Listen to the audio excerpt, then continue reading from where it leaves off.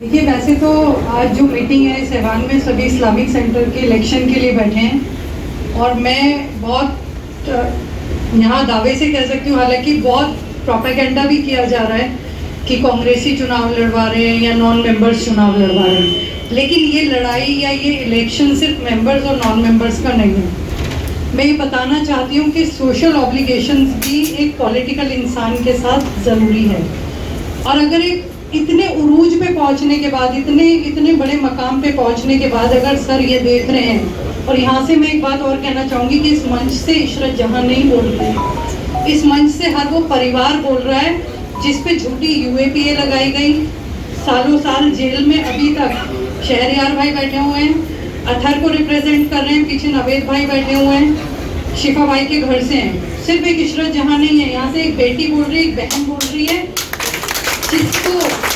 जिसको सड़कों पे घसीटा गया क्योंकि उसने इस्लामिक कल्चर की बात उठाई थी। इस्लामिक कल्चर से मतलब है हक की बात करने, और अगर हक की बात करने के लिए और उसकी लड़ाई लड़ते लड़ते और जब हमें सड़कों पे घसीटा गया तो मेरे परिवार के साथ साथ सबसे पहला नाम, सॉरी टू से, लेकिन मेरी पार्टी से भी अगर मैं कहूँगी, मेरे जितने स्थानीय जो पार्टी के लोग खड़े हैं उनके साथ साथ सबसे पहले सबसे बड़ा नाम, जिनको शायद फुर्सत भी ना, और ये भी प्रोपेगेंडा किया जा रहा है कि एक्सेसिबिलिटी नहीं है, वो सलमान खुर्शीद साहब था।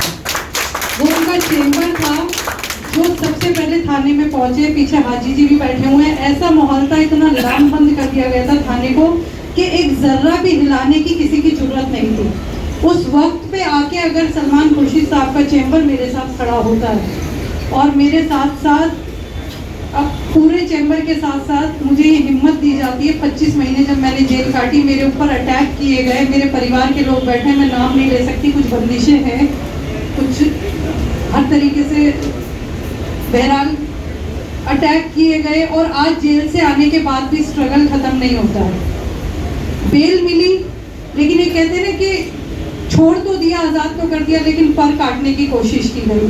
कंडीशनल बेल मिली। कंडीशनल बेल ऐसी थी कि जिस जगह पे जहाँ मेरी रिहाइश है वहाँ से सिर्फ 500 या 600 मीटर की दूरी पर मुझे जाने की इजाज़त नहीं थी।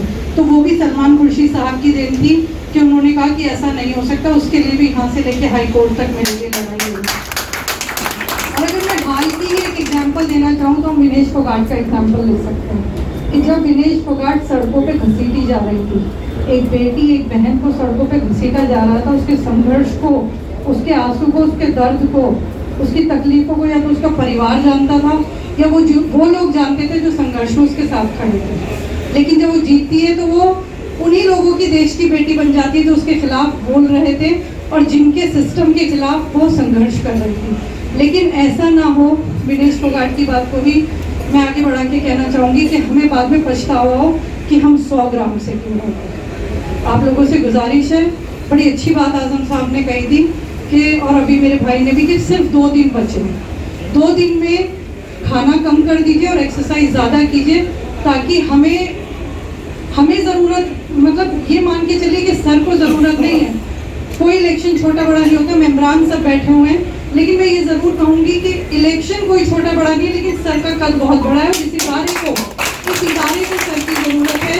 ऐसा इंटरनेशनल एक्सपोजर, रिलेशन वो सर के सिवा कोई नहीं दे सकता। सारे पैनल आप उठा लीजिए, सारे कैंडिडेट उठा लीजिए, कोई कंपैरिजन नहीं है। तो मेरी आप लोगों से गुजारिश है कि सब लोग, इस टाइम वक्त कम है, सब लोग एक हो जाइए, पूरे पैनल के लिए भी और सर के लिए मैं यही दुआ करूँगी और आप लोगों से अपील करूँगी कि जैसे एक बेटी अपने वालिद के लिए बोलती है, आज आप लोगों से मेरी भी अपील है।